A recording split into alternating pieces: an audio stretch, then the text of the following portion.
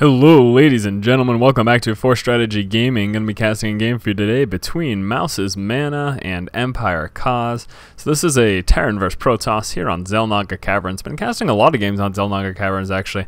It seems to be a frequently played map. In fact, last night I spent about 4 hours doing obs games on observation games on Xel'Naga Caverns, so that was fun. I think I've had a little too much of Xel'Naga Caverns, so I'm going to cast the game after this on any map besides Xel'Naga Caverns. So again, we do have a Terran vs Protoss here on Xel'Naga Caverns. So let's talk about the map real quick. We do have these two Xel'Naga towers right in the center. Controlling those is going to be really nice for seeing pushes that occur right down the center over here. Now you do of course have to worry about drops on either side of the map. Drops can come from this direction or they can come from this direction. So something to definitely pay attention to. Now in regards to expansions, both players have that natural right outside of their base. And then aside from that, they can move on into this expansion area. They have to get rid of these destructible rocks to make easy access to that, or they can move into the high yield, and of course these destructible rocks block actual placement of your base right there. And again, the same thing is over here for our Terran player Kaz. Now Kaz is going to be starting out with a standard opening, as I would assume, coming out first with that barracks. Then I'm going to be getting a refinery shortly thereafter. Going to be checking the corner of his base for any sort of proxies there. That is something to definitely keep an eye out for. If there's going to be any proxy pylons, proxy gate rushes, cannon rushes, you don't see those so much at higher level play just because they're not very effective, especially against Terran players. Terran player has the ease of just lifting off his command center and moving it on over to a different position. Now over here for MaNa, we are seeing a standard opener as well, and that's to be expected. And actually, I'm going to make sure I got this production tab up here.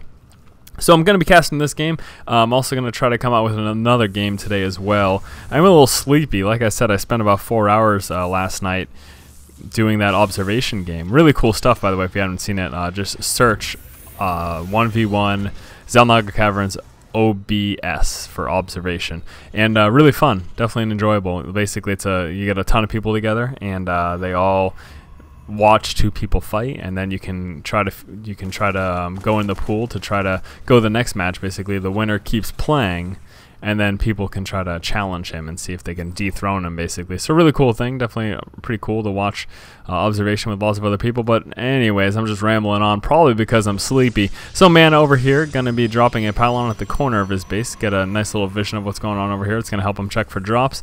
And what we are seeing for Kaz is opening with a Marauder. So actually skipping out on that, well, it does have that one Marine. Where is he? There we go. So he does have that one Marine, and they're going to be going to the Marauder immediately thereafter. And we will see what his next building is. Most likely going to be a factory. We do see the second refinery here, but no, actually coming out with the barracks. So going for two refineries and going for this barracks heavy build. This tells me there's a possibility. Okay, so barracks and then factory. So he will still be teching up. Just wanted to get that second barracks as well early on.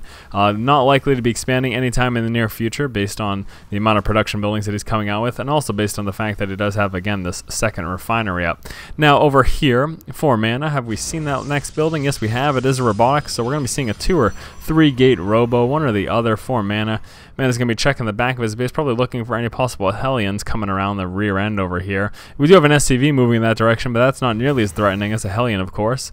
And might be actually going for a proxy pylon placement. We'll see what he intends on doing over there. Stim pack coming down right over here for Kaz. There's that stim pack, so might be planning on an early push. We do have a reactor coming down on this factory, so not going with that tech lab, not going to be going to get siege tanks anytime soon.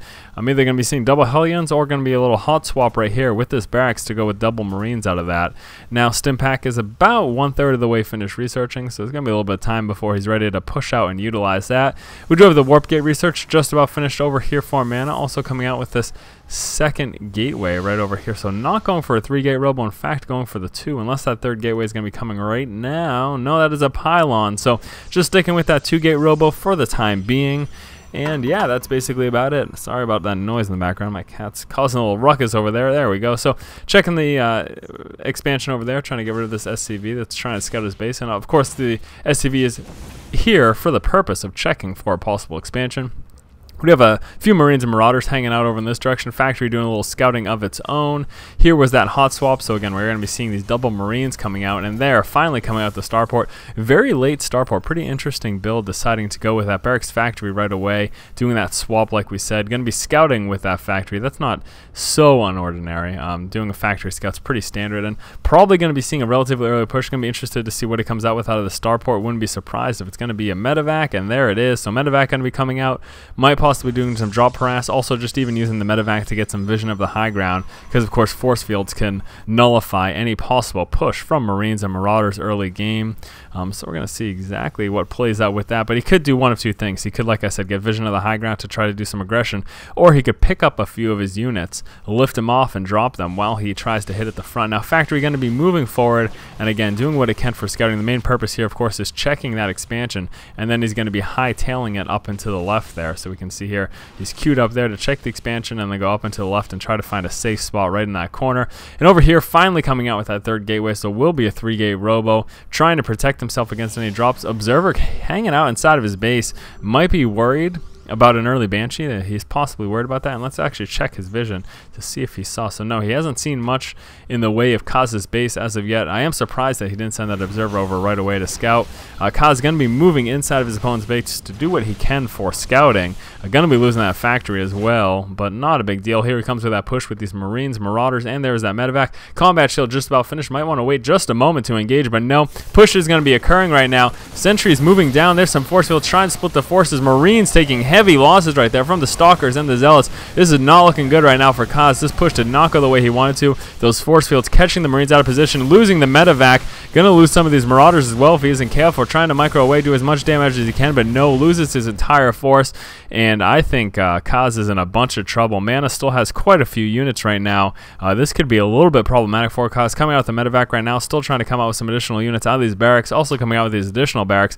And here is that counter push right now coming down from MaNa. So MaNa gonna be moving down and seeing what he can do for counterattack. Also gonna be coming out with that expansion. Now in that attack, Kaz was buying himself time to try to get up this expansion. If he can defend against this, he might be in a good position. The bunker placement is okay for this angle, but it's not gonna really protect much from a push moving in this direction. He's likely to be pulling back unless he can kill that SCV before he finishes building, but no, manages not to. Trying to do what he can for damage. Doesn't really have a lot of units right now. Medevac helping out a bit, but these Immortals are taking care of those Marauders very quickly. Marines jumping in the bunker, but the bunker dropping immediately due to target fire from the Immortals, and not a lot of the units left for Kaz, and MaNa still has quite a bit. Going to be pulling those Immortals in the back there, trying to let those shields recharge very, very low, but Kaz didn't end up taking those down. If he can target fire those Immortals and take them out quickly, he may be okay. He has one more Marauder and 3 Marines coming out right now, but I'm not sure if that's going to work out. Lifting up his units, pulling them back with the medevac, trying to wait till he gets some reinforcements from over here. You can see over there as well, has these guys rallied right in this direction, forced to pull down with the SCVs, and this is going to be a whole lot of trouble. If he loses too many SCVs, it's going to be the end of the game here for Kaz, doing what he can to fend off this attack, but these Stalkers and Immortals being complete heroes. 11 kills, 10 kills right there. Lots of kills for these Stalkers as well. 6-5. Oh my gosh, look at this one Immortal, 11 kills. That is unheard of this early in the game. Marines doing what they can to fend off, but Kaz, it's pretty much the end of the game right now. Kaz has lost so much right now. He has absolutely, does he have any workers? He might have one. No workers. So Kaz does go ahead and call a good game. Great game between these two players. We saw that early push from Kaz, and unfortunately didn't do quite enough damage. Excellent force fields by MaNa, cutting the units in half. Those Marines that got caught right up here basically got absolutely annihilated by the Stalkers that were hanging out in the back and the Zealots right in their face. And then all Kaz was left with was a few Marauders. Those get sniped down pretty quickly. They're forced to return to their base, and that counterattack from MaNa proved to be a little bit too devastating. And we saw just how amazing those Immortals did in this game. 11 kills and 10 kills for 2 Immortals really early in the game. That's pretty ridiculous. So once again, guys, this has been Force from Force Strategy Gaming. If you guys enjoyed this video, please do go ahead and subscribe to my channel. And as always, guys, keep watching and keep owning.